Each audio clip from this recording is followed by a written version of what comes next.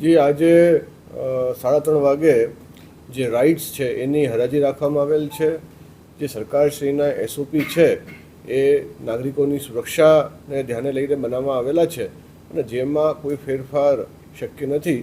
મને ઉમ્મીદ છે કે આ વાતને રાઇડ્સ સંચાલકો સમજી આ હરાજીમાં ભાગ લેશે. માંગણી છે કે ભાઈ સોગંદનામું જે વર્ષોથી જે ચાલતું એ સોગંદનામું જવાબદારીની આપી રહ્યા છે અને આ જે નિયમો છે એસઓપી છે એ કાયમી રાઇડ્સ માટેની છે, હંગામી રાઇડ્સ માટેની નથી. તો આને લઈને શું કહેશો?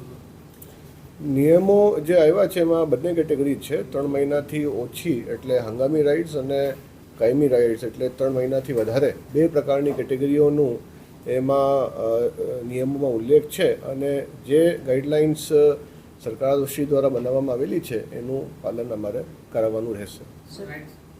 રાઇટ્સ ધારકો જો ભાગ લઈ લે તો રાઇટ્સ વગર જ મેળો યોજવો પડે તો કયા પ્રકારનું અન્ય આયોજન છે સર? આ મને લાગે છે કે હજી આ બાબતે કંઈ ટિપ્પણી કરવી એ થોડું વહેલું હશે.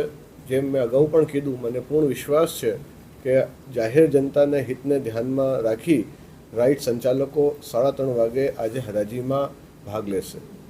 લોકમેળાના છે અન્ય કોઈ આકર્ષણો ખાસ છે કોઈ લોકો માટે ખાસ છે?